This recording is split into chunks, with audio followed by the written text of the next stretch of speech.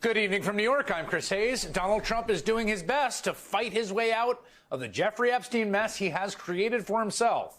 Tonight, filing a lawsuit against the Wall Street Journal and News Corp and Rupert Murdoch himself for their report of his alleged birthday letter to Epstein. Okay, wait. So he's filing a lawsuit against anyone. Why not against Elon Musk? Because Elon said that Trump is in Epstein files, right? Well, I guess he would not win that lawsuit. And don't get me wrong, I'm Trump supporter. I think what he's doing in the US right now is incredible. Like eventually US will be, again, greatest where they belong, pretty much, right?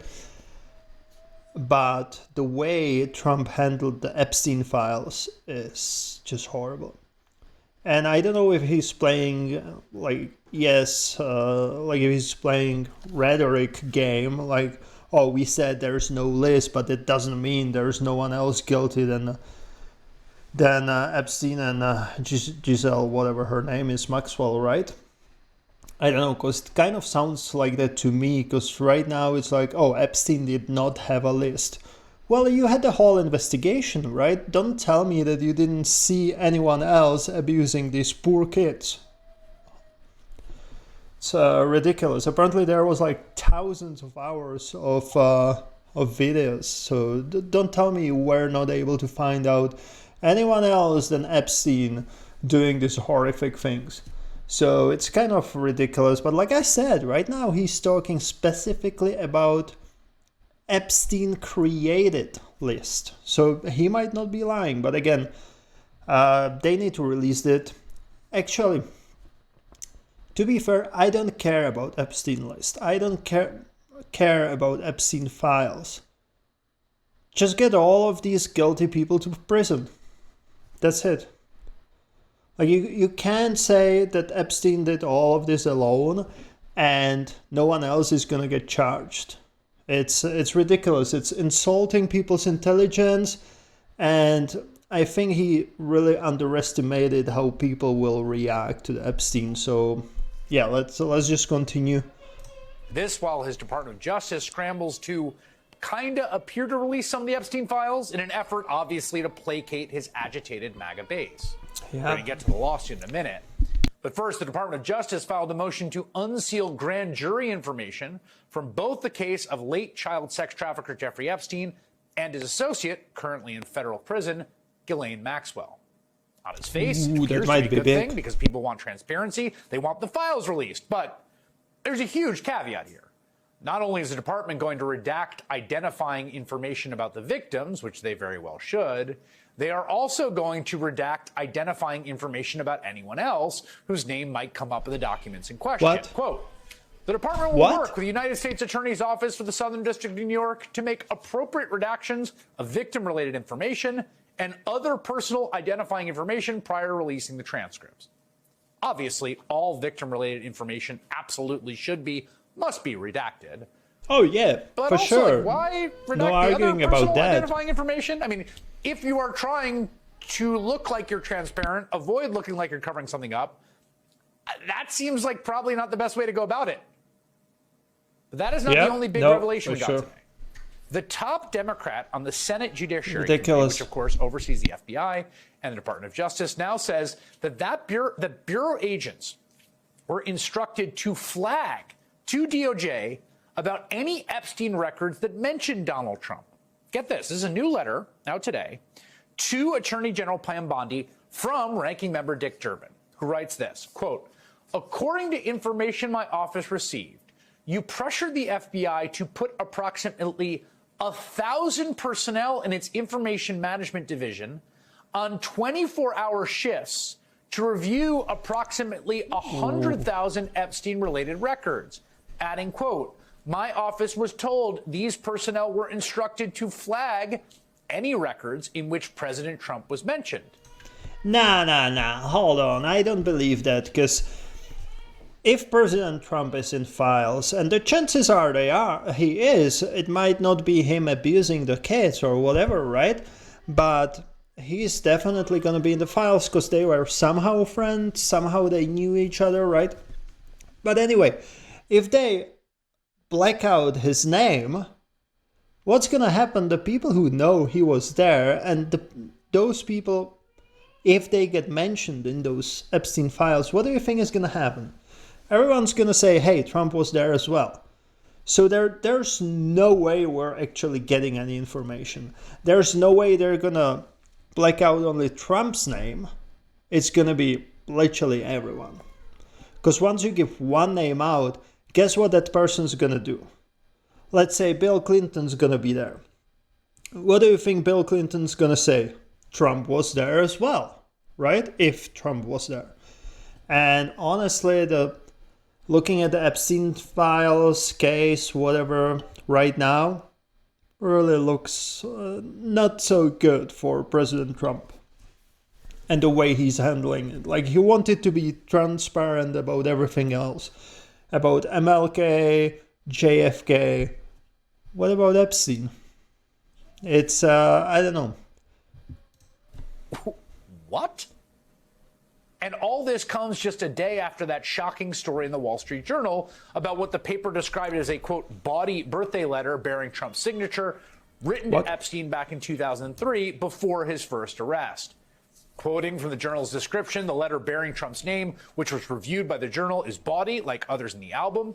It contains several lines of typewritten text framed by the outline of a naked woman, which appears to be hand-drawn with a heavy marker. A pair of small arcs.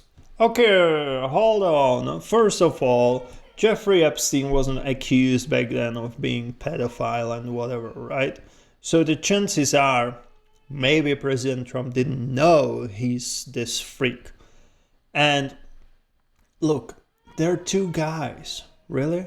We're gonna be outraged because he sent a birthday card with naked girl or naked women. Nowhere they said it was a underage girl, right? So really, are we gonna be outraged about it?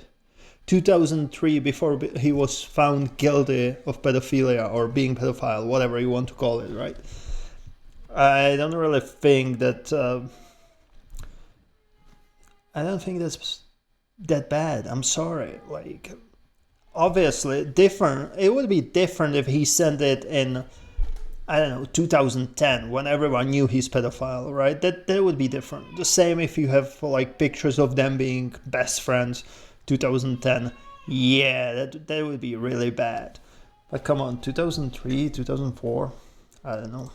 Denotes the woman's breasts, and the future president's signature is a squiggly Donald below her waist, mimicking pubic hair. The Journal says that inside the outline of the naked woman was an imaginary typewritten conversation between Trump and Epstein, the third person, which included this line: Donald, enigmas never age. Have you noticed that? And ended with Trump: a pal is a wonderful thing. Happy birthday, and may every day be another wonderful secret. What's more, the document in question was at one point in possession of the DOJ, or at the very least, it was something reviewed by Department of Justice investigators in their prosecutions of Epstein and or his accomplice, Ghislaine Maxwell.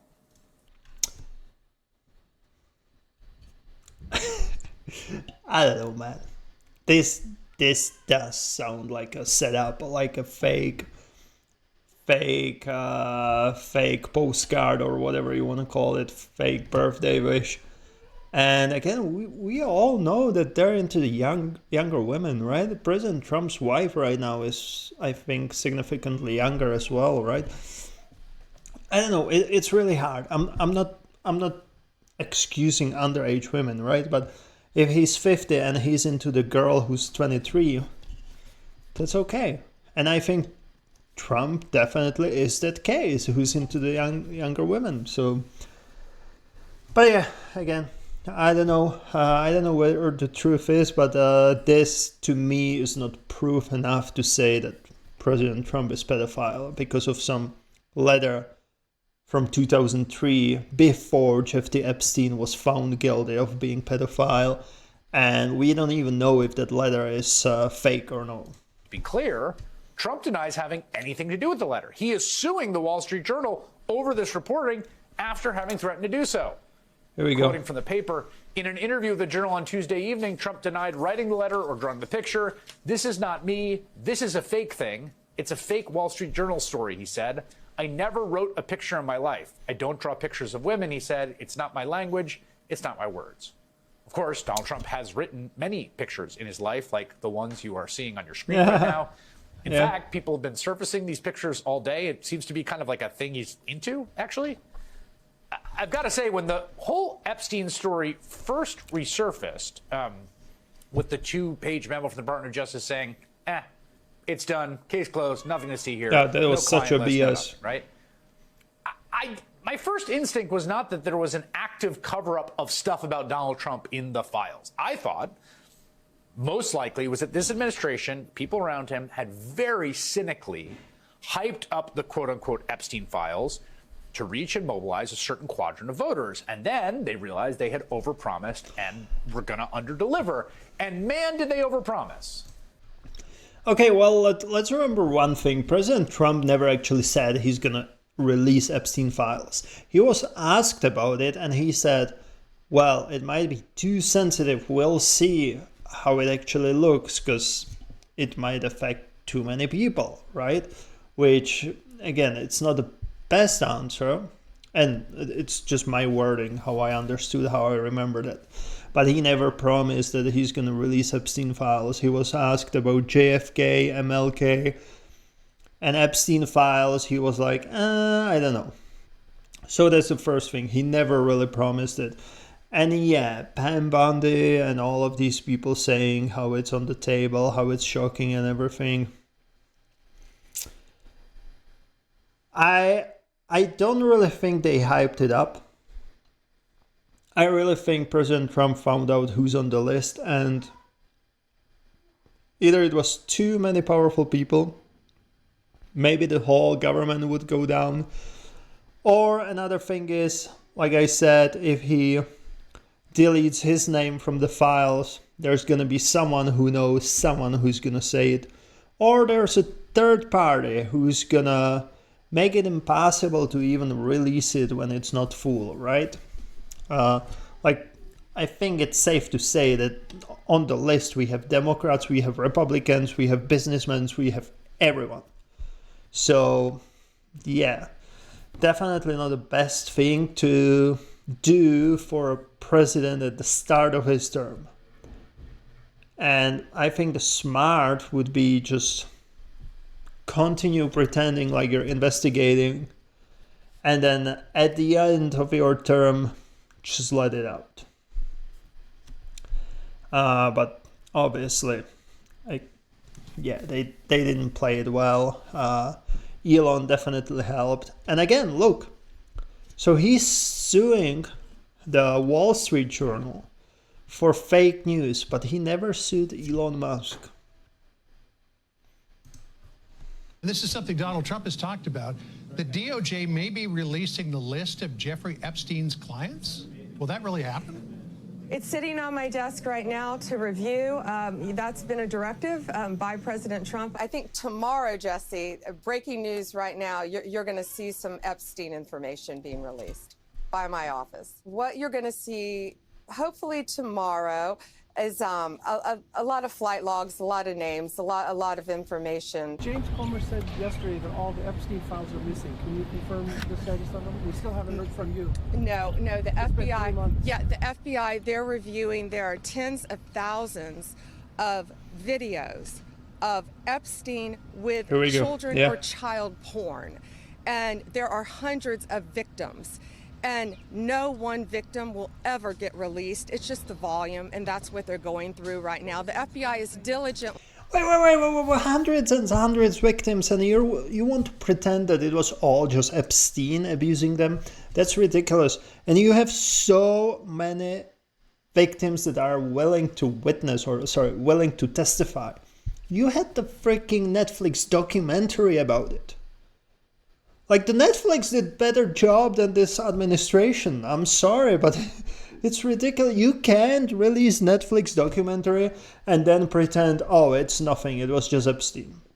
Like, no, that's ridiculous. And this lady with the Epstein list, I kind of believe that she might have misspoke, that she was talking about Epstein files. But again, if you're in this position, you're used to talk to the news all the time, you should not make a mistake like this. And yeah, like Pam Bondi, in that whole interview or whatever part, they ask her Epstein list, and then she continues that she has JFK files, MLK files, and it's kind of like they're asking you about the list, why are you talking about the files, you know? So I really think she was talking about the files. Is it excuse for her? Definitely not. And you see that I really believe her intention was to release it, but it's not up to her.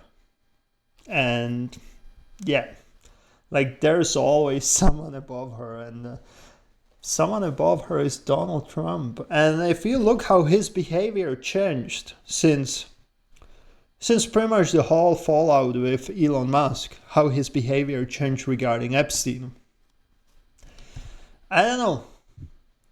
Where's smoke, there's fire, right? And again, I'm not saying he's a pedophile or anything like that, but there's a good chance he's in the files. And we heard that he's on the fly list as well, right? Which again, doesn't mean anything. And also, if we go through the dates, if it's before Epstein was found guilty of being pedophile, I don't think before that you can really judge him on that. Like, look at Diddy, right? Going through that. But Bondi's obsession with the Epstein files wasn't just her freelancing. It's fair to assume it was coordinated with the White House, right? This is not an independent DOJ. Everything Bondi does is coordinated with the White House. The DOJ works for the White House in a way that no DOJ has ever worked for the White House since Nixon, at least. So then, and that's established, right? The question becomes, well, why did this White House abruptly shift course? Wait. Why did the DOJ? Wait, I remembered something. So when the White House or President Trump said that there's no Epstein list, no Epstein files, wasn't it the same day he had Netanyahu, you know, the Israeli prime minister, visiting White House? And I know a lot of people thought that like third party that can have the list is actually Israel. That would kind of make sense, right? I don't know. Come out last week and say, you know what? Nothing to see here. Why has Donald Trump been spiraling ever since? I mean, we know he and Epstein were friends for years. The writer Michael Wolff has a recording of Epstein himself saying he was Trump's closest friend for a decade. Back in 2002, he told the New York Magazine that he'd known him for 15 years. Fun guy. If we couple this with today's revelations from Senator Durbin, which are gobsmacking, that 1,000 FBI agents doing 24-hour shifts tasked with flagging mentions of Trump in their Epstein research, and then That's the Wall Street man. Journal letter, as well as the fact that DOJ wants to redact not just victim-related stuff, but other personal identifying information. Well, I mean, at a certain point, the most plausible explanation for the facts is that there's some kind of cover-up here. Oh yeah, for sure. The DOJ was tasked with vetting Epstein materials for mentions of the President Donald Trump, his buddy of 15 years, who said that Jeffrey Epstein liked young women. And then subsequently, a decision was made not to release any more information on Epstein. Hold on.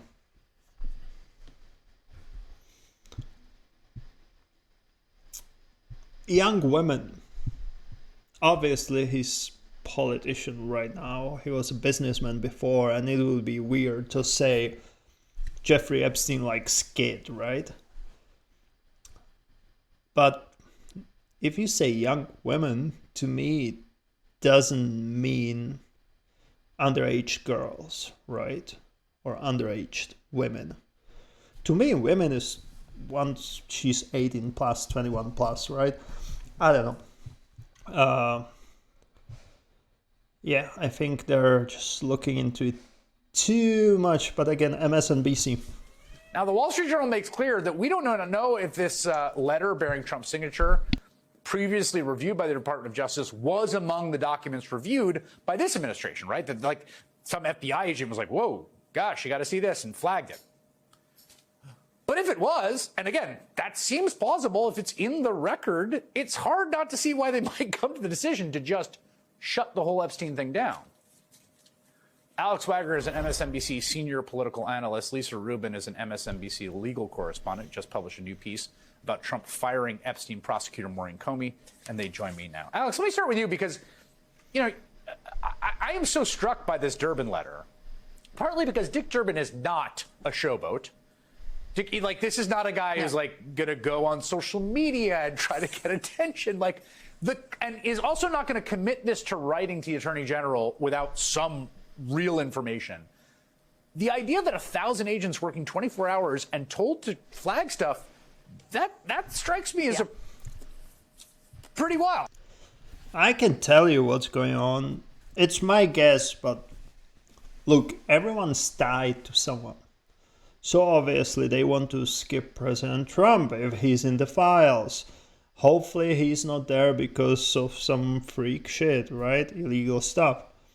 But every mention of President Trump doesn't matter the context. When people will see it, and MSNBC sees it, they're going to be like, oh, President Trump is in Epstein files, blah, blah, blah. But why they have the FBI working there? Because everyone has ties to everyone. So you can't give one name and then redact the other name. Because, again, I said it before.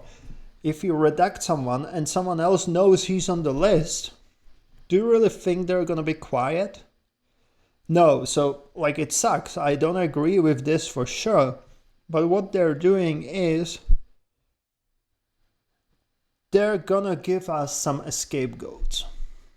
They're gonna choose the less powerful people on the list with not that many ties, and they're gonna give us those names.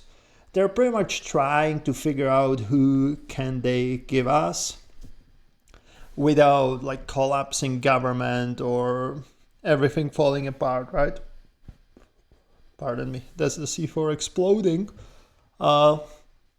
Yeah, so that's what's going on. It's not 1,000 agents because of Donald Trump.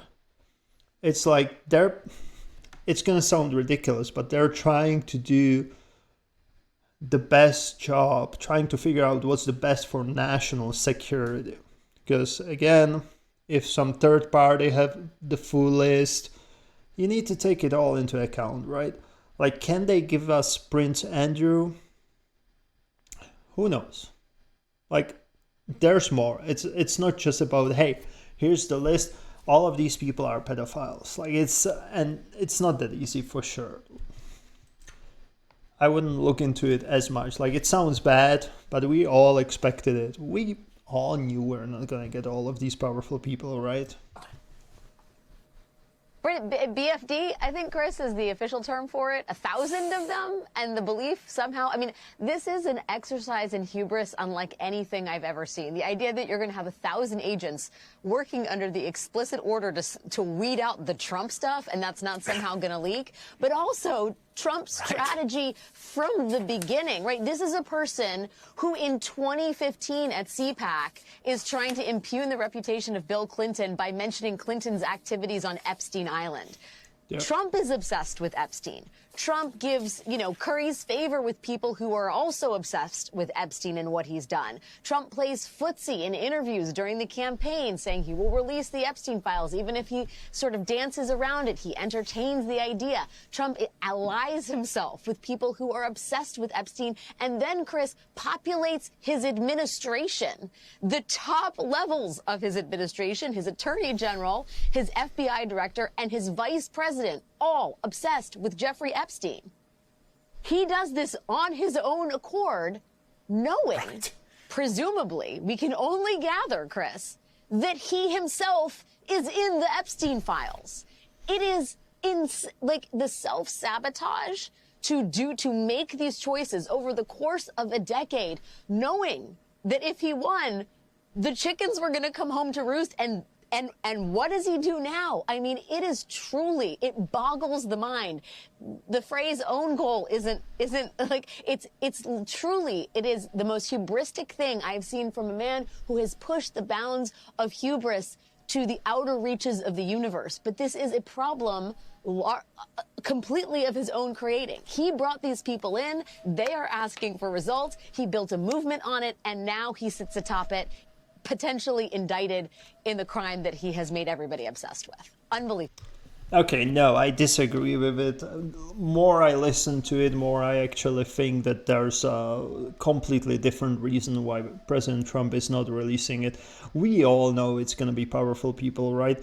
And we all know right now President Donald Trump is trying to do what's best for US citizens, best for USA. He's literally getting funding from Saudi Arabia, from Middle East, right? So he's literally trying to put the US back where it belongs, number one in the world. Did it ever cross your mind that maybe the reason why he flipped on the Epstein files is if he releases these names, it's not going to be good for US? You're going to lose powerful investors, whatever, government might fall down, right? I don't know. Like, call me naive. I still hope President Trump is not on the client list. He was not Epstein's client. But at the same time, what I believe is that he is trying to do what's best for US. Unfortunately, not the best for the victims of Epstein. But look, if you can bring someone to justice and you're not even gonna save victim anymore. Like, it happened, right? It's bad, but it happened. The victim will have some sense of justice. But are you willing to sacrifice millions people for that? Are you willing to sacrifice the economic state of US going down? Are you willing to sacrifice recession and all of this? I don't know. Like, more I listen to this, I think that might be the reason why President Trump is now downplaying Epstein, because it would shake the whole US, would not be beneficial for US to release it. Is it okay? No, definitely it's not. But at the same time, look how much good stuff is President Trump doing for US. And we all can play this moral high ground, like if he's on the list, it's really bad. But would you rather be able to afford food or have a president who's on the list, right? I don't know. Like, I currently live in Canada. Our prime minister is just horrible. Situation here is brutal. People can't really afford food. People can't afford housing, all of this, right? What is he doing? Nothing. He has so many conflicts of interest. It's ridiculous that he even got elected. Look, I would love to have President Trump over here to clean it up, to put us somewhere into the livable situation. And frankly, I don't know. It would suck if he's on the Epstein list, but if he can save the whole country, let him save the country and then decide what you want to do with him. That would be my opinion on this.